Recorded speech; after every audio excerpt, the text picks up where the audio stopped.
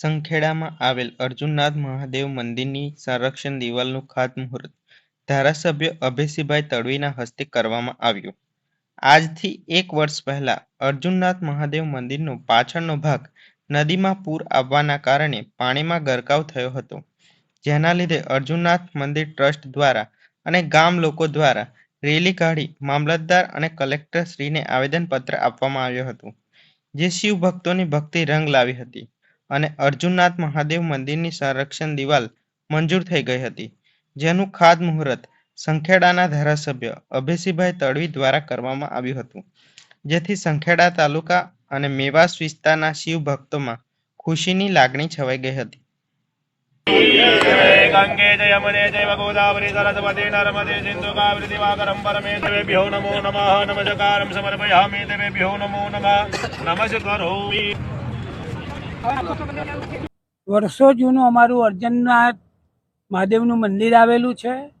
ભારે વરસાદને કારણે અમુક ભાગ ધોવાઈ ગયો હતો અને છેલ્લા બે વર્ષથી આ તકલીફ હતી.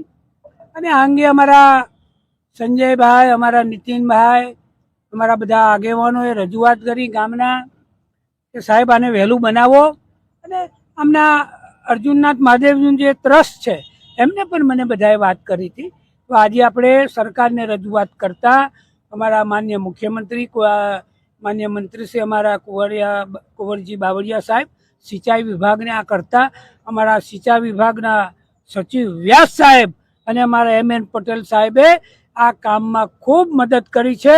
વહેલી તકે આ કામ વહેલું થાય. 6 મહિનાની મુદત છે અને 65 મીટર લાંબુ અને 11 મીટર ઊંચું આ કામ થવાનું છે.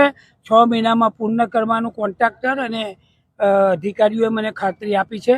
એટલે સરવારે અમારા સંખેડા નગરની અમારે તો અજાયબી કહે છે. અમારા દાદા વર્ષો જૂના અહીંયા બેઠેલા છે અને બધાનું કલ્યાણ કરે છે. બધાની આસ્થા સંખેડા નગરની પણ અહીંયા બધા લોકો મંદિરે આવે છે. આ આસ્થા અમારી કાયમ રહે એવી મહાદેવ દાદાને હું પ્રાર્થના કરું છું. અને હર હર મહાદેવ, જય અર્જુનનાથ મહાદેવ. છોટાઉદેપુર જિલ્લાના તમામ સમાચાર માટે આપનું છોટાઉદેપુર યુટ્યુબ ચેનલને સબસ્ક્રાઇબ કરી બેલ આઇકન દબાવશો.